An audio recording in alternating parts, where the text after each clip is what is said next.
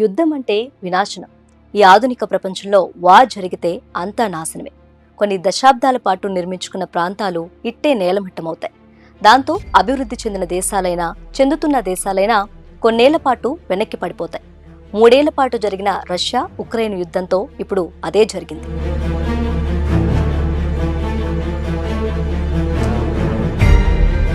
రష్యాతో ఉక్రెయిన్ యుద్ధ నష్టంతో ఆర్థిక స్థితి అథాపతలానికి పడిపోయింది.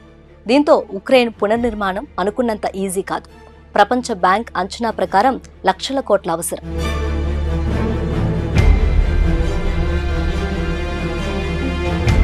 మూడేళ్ల పాటు రష్యా లాంటి అతిపెద్ద దేశాన్ని ఉక్రెయిన్ ధీటుగా ఎదుర్కొంది.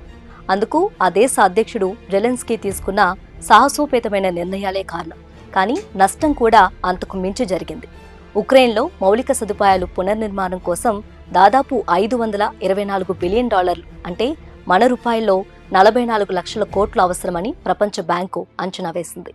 ఇది 2024లో ఉక్రెయిన్ స్థూల దేశీయోత్పత్తి కంటే 3 రెట్లు అధికమని పేర్కొంది.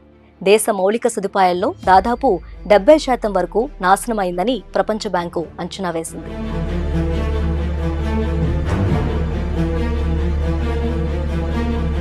ఉక్రెయిన్ ప్రధానంగా హౌసింగ్, రవాణా, ఎనర్జీ, విద్య, వాణిజ్య రంగాల్లో తీవ్రంగా నష్టపోయింది. 2025 సంవత్సరానికి గాను ప్రాథమిక అవసరాలను తీర్చేందుకు $7.37 బిలియన్ కేటాయించింది.